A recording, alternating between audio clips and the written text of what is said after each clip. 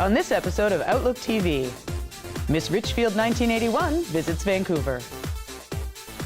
WESA's season opener. East Van drag finals with a man. And much, much more. Hello and welcome to Outlook TV. I'm Rebecca Wyman.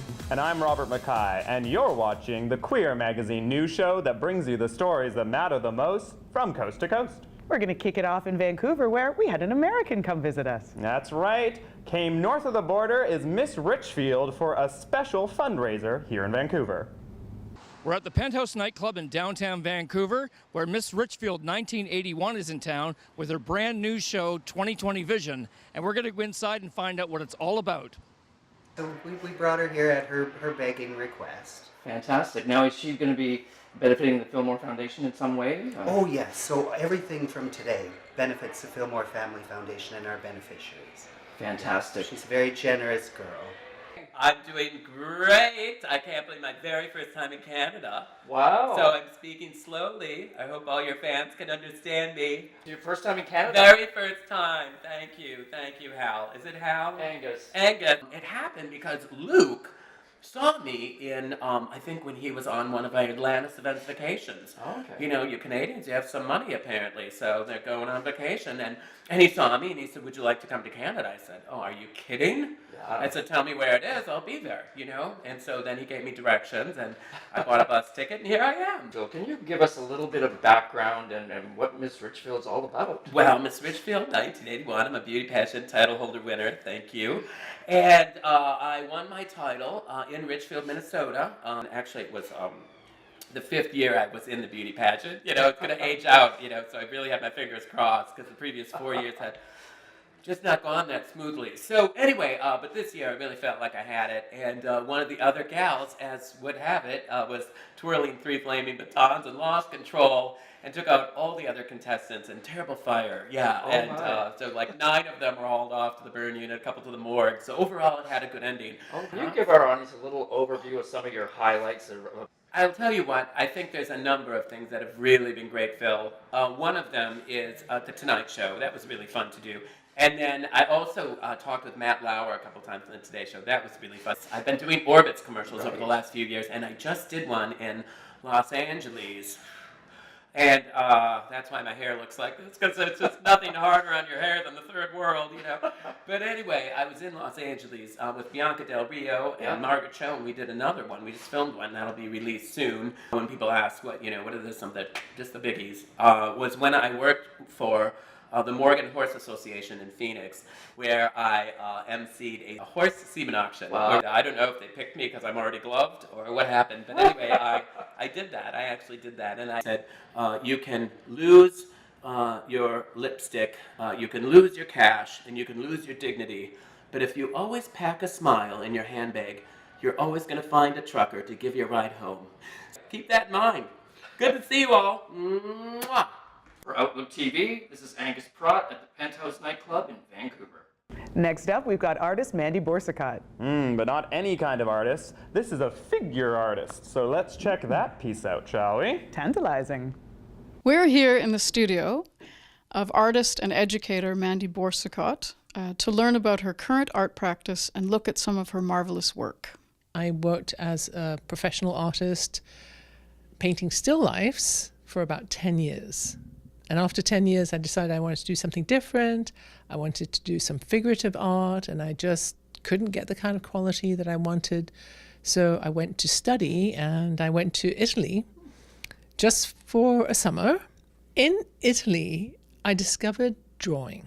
I had always painted, and drawing was just a shorthand sort of notation form for the paintings that I was going to produce. But there in Italy, I discovered the classical method and how to make drawings, works of art in and of themselves. I think that as a lesbian, I'm very concerned with our idea of identity and being visible in the world. And with my interest in classical art, my focus is on beauty and bringing out the beauty in life. So I found a very willing and ready audience in the gay community that likes my work, that appreciates it, and has really fostered my growth since the very beginning of my exhibition time here in Vancouver. When I was first painting, I was mostly concerned with notions of my own identity. And now I'm still thinking in terms of identity, but a constructed identity that people make up and how people project themselves as a group. I started with the idea of doing only women and women in uniform. So that might evoke some images of people in military uniform, but actually what I was thinking of was civilian uniform that identifies people. So the first one that I was working on is someone who identifies as an artist, and how we can see that is she's holding a portfolio and is wearing very sort of casual but maybe designerly clothes. It's usually the model who gives me the idea of or evokes the idea of the mythological figure that they remind me of. And in this case, this particular model, Grace, reminded me of Artemis, the goddess of the hunt. And indeed, once she changed into this costume that we had made up for her out of a bedsheet, she does look quite Artemis-like. And the difference between the two series is that the people in uniform are quite static. They don't have any movement in them. Whereas the mythological figures, I'm trying to capture them in a moment in time. This is Victoria Hollingham for Outlook TV. We're going to have to take a little break now. Time to roll up my sleeves and do nothing.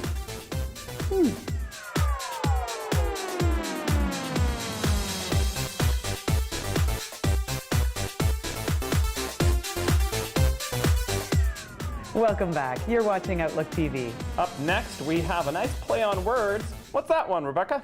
Lezervations.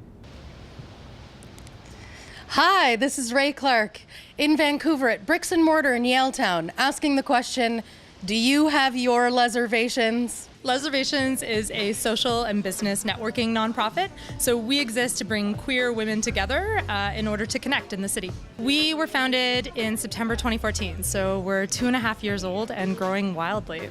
We started in Vancouver, obviously, which was fantastic. And then we moved on to San Francisco, Toronto, and our inaugural event in New York is happening at the end of May, so we're super excited. We hear a lot of feedback that there's nothing like this in our city. As you know, we've expanded now to 4 cities, so we're very excited about that. And everywhere, in every city, we've heard that same feedback. There is nothing like that, where a space where we can connect and have real conversations, where you can actually hear the conversation that you're having and connect with people in a meaningful way. What is the format that they should expect when they come to a night of Lezervation? It is a seated long table dinner, and it's actually assigned seating. And so that's one of the things that makes this event unique, is that people can come alone and you're guaranteed to meet people. And we actually do 2-place settings. So for your main, you get to meet one group of people, and then we actually switch at dessert so you can meet a new group of people. I think some of the magic of Lezervations is that we're constantly building the community. And so we really encourage folks who haven't been, come alone. That is the point of this event. Or bring a friend that hasn't been. And every single time, about 30 to 40% of the participants have never been before. And that keeps us exciting. It's a wonderful place to meet people. If you're working really hard, even if you're in a partnership, if you're not, how do you meet people in this city? It's so difficult, no matter whatever your sexuality is. We're all so busy. And yet, when you like to come to a relaxed environment where there's no pressure, you actually have an assigned seat, which is it takes away all the anxiety. And you get to meet all these wonderful people. And I'm originally from the States, and I moved here 3.5 years ago, and how do I meet people if I'm working full time? So it's been great. We purposefully keep it at a sweet spot, which we found to be between 40 and 50 women, depending on the venue. So as long as we can fit that many people comfortably, we find that it makes the space feel full, but not so full that you're running around saying, I can't meet everybody and this is so stressful. So it's meant to be a casual environment, but where you can make real connections because you don't feel pressed for time. And once a year in Vancouver, we have now done it 3 times. We have, no, twice, obviously. Third time coming up. That's right. We have a sort of a bash in the summer where we up the limit to 70. We try to find a special venue that is unique and that people may never have experienced in that same kind of long table setting. July 21st, save the date. Well, I'm glad I got my Lezervations. This has been Ray Clark for Outlook TV Vancouver. Thanks for watching. Now it's time for the gay agenda. Gays love their agendas. There was once an HIV-positive grandmother at an AIDS conference who started her talk by asking, "You might be wondering how a grandmother ended up HIV positive." And she replied, "Who cares?" You know, she was right. Everybody wants to play the blame game when they hear that somebody's HIV positive. When you're a little old lady, you don't fall into the categories of promiscuous gay male who didn't wear condoms or an HIV drug user. So who do we blame? Some people say, oh, it's too bad that they became HIV positive, but with their lifestyle, they should have known better. And isn't there already enough HIV education? Funny, we don't have the same judgment when people get other diseases based on lifestyles, for example, type 2 diabetes. People with HIV and AIDS face the harshest judgment. Gay men are even afraid of other gay men because of HIV. Online ads, HIV-negative men write clean and expect the same. But you can't tell by looking at someone if they're HIV positive or not. Even though HIV is a manageable disease and no longer a death sentence, the stigma around it is terrible, leaving people afraid of those who have it and those who have it feeling very isolated. I do believe that we are responsible for our own health. So in addition to a condom, we now have the newest drug, Truvada, which is PrEP, the pre-exposure prophylaxis. It's an antiretroviral drug that can be taken by an HIV-negative person before any potential HIV exposure to reduce risk of HIV infection. If taken daily, it can reduce exposure by 98%. Now, there is a backlash that it might be considered a party drug or what if science is wrong? I say get educated. It's already been approved by the Center for Disease Control. As Truvada brings down exposure rates, we can start to mend our divided community. We don't have to be afraid of dating or having sex with each other anymore. The biggest problem is the price. It costs over $1,000 a month. So if you don't have extended health benefits, it'd be very expensive. That's why I would like to see the Canadian government make it free to all those people who are in high-risk groups. Imagine if we had access to this drug for free, we could probably eliminate HIV within a decade. For the Gay Agenda, I'm Fred Camperman. And now it's time for the WESA season opener. I have enough abbreviations up here. What does that stand for? The West End Slow Pitch Association. We're talking ball. Full day in Vancouver. And what better way to spend it than to be here at the home base of Strathcona Park, watching all these beautiful men play softball for the opening of WESA.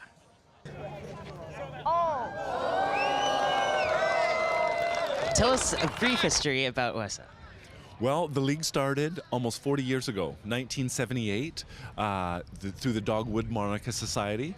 A group of gay athletes came together and started playing pickup softball. And from there, they began to find sponsors to provide equipment, balls, bats, bases, etc. And before long, they gave birth to an organized softball league, and it's been growing in leaps and bounds ever since. We have two divisions of ball. One is a more recreational level for the novice player. The other division is for more experienced, seasoned players. So regardless of your ability, you're going to have a home in WESA.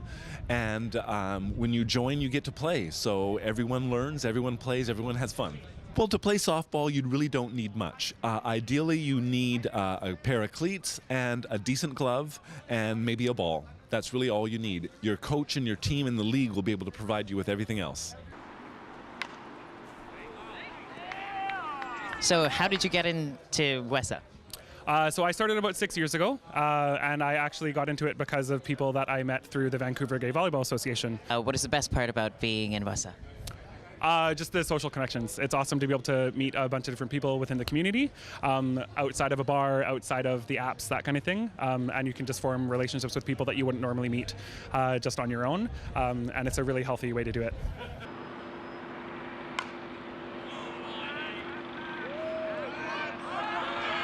So this is our second year in a row where we're limited to our capacity of 18 teams.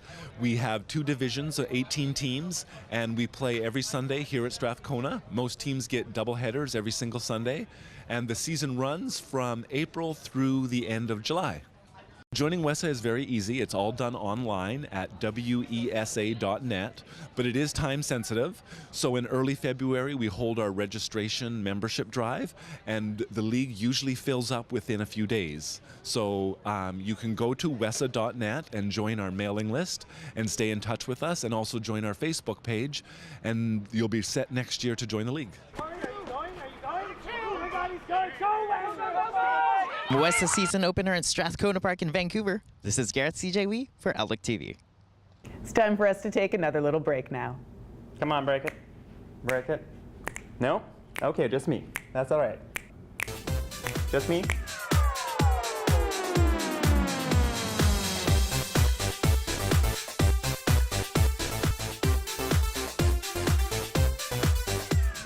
Welcome back. You're watching Outlook TV. I hope you're ready to cozy in with a book, because we've got ourselves covered with Danny Ramadan. Clothesline Swing. We're at the Emerald Room in Vancouver for the launch of Danny Ramadan's debut novel, The Clothesline Swing. Let's go in and see what it's all about. The kiss I stole from you in the back of a dark cab roaming Damascus, while the driver was cursing at checkpoints and wars. My debut novel, The Clothesline Swing, is a book that I have been working on for the past 5-6 years now. It came to me as a short story that I thought about when I was in Egypt, actually, about 3 characters put together in a very strange situation. It's about 2 lovers. One of them is passing away, and the other is trying to keep him alive by telling him stories after stories to keep him alive. And death is standing there waiting for the moment to take the soul of the lover who's dying. That image just stuck in my mind, just stayed with me for years, really. It's a short story that kept getting bigger and bigger and bigger until one day I was like, I need to tell that story in a better way. So I told that story, but I added to it the experience of being a Syrian refugee. Because coming here to Canada as a queer Syrian refugee, it was a difficult, challenging experience that I think the way that I tried to present it is to write this novel. She was raised believing that curiosity is not a good trait for a girl, and she did not care to break that rule.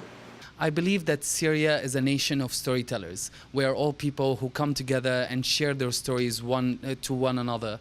There's a lot of people who sit there, and when you ask them, how are you? They actually tell you how they are. They don't just say, we're fine. They actually tell you all the details of their life. And I find that beautiful about my culture, that there's this honesty, this connection, this storytelling concept between all of us.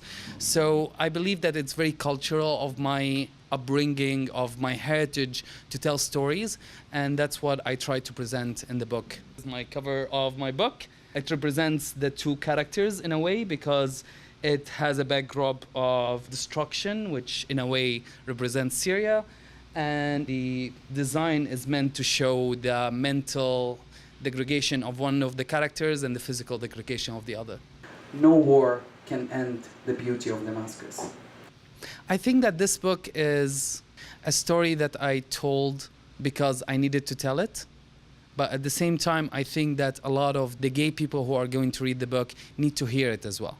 It's a story that is not just about me, it's about them as well, as they welcome queer and lesbian refugees from the Middle East into our culture here in Canada. It's a bridge, and bridges are always built from both sides. It's not just a bridge that is built from one side. So I built half of the bridge, and I hope that by reading this book, you can build the other half towards me. This is Gary Wolfeater for Outlook TV. We're going to take you now to the wilds of East Vancouver.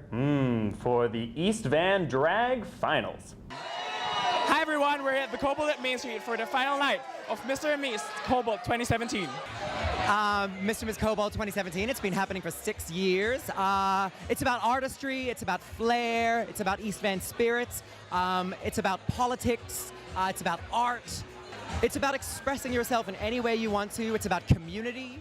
We really are big on community, and we want to build and continue the legacy that the Cobalt has started for all of us. So what are you looking for the next Mr. and Miss Cobalt 2017? Well, I'm looking for creativity, uniqueness, nerve, and talents. Yes. I would say that East Van's a bit more political. Certainly we see a lot more drag. I mean, last week in the competition, someone did a number that was very much about Chechnya.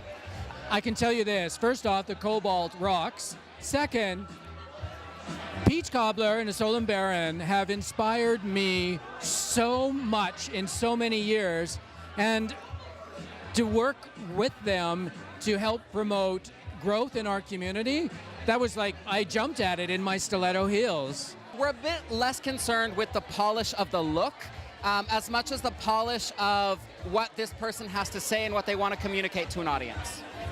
They had to do the research and they had to find these heroes of our drag community: Willie Taylor, Diana Rose, Olive, Mariah Lenoir, Simone, people who helped create the fabric of what the drag community is today. I mean, Isolde and I are both very passionate about drag history and about making sure that the younger generation is connected to the story that came before them. So that's what tonight's all about. So you've seen drag change over the while. Has it changed for the better, for worse, or what would you say the state of drag is now? I think the improvement is obvious in how many young queens there are out there, and kings and everything else, that just doing every kind of drag they want to do in their own way and having a great time doing it. And I think that's a positive thing. So obviously drag has changed. Drag should always change. There are so many kinds of drag now that if you're into that kind of label-y thing. But yeah, no, it's great. I love the fact that somebody young now, if I'd have had that when I was that young when I was 4 or 5, the first time I wore a tutu, you know, if only I had that kind of encouragement. Can you imagine where I could be today at the Cobalt being tribute? So find your community. Come on out, darlings. We're just waiting for you. The competition was intense, but at the end of the night, it was Carmela Barr who captured our hearts all the way to become Mr. and Miss Cobalt 2017. This is Emmanuel Villamihor for Outlook TV. That is all the time we have for this edition of Outlook TV, but hey, we're going to be back. Of course, we're always back. And remember, if you want to follow us in the meantime, follow us on Twitter or Facebook, or shoot us an email if you'd like to volunteer. We're always looking for volunteers. Thanks so much for joining us. I'm Rebecca Wyman. And I'm Robert Mackay. Stay fabulous, Canada.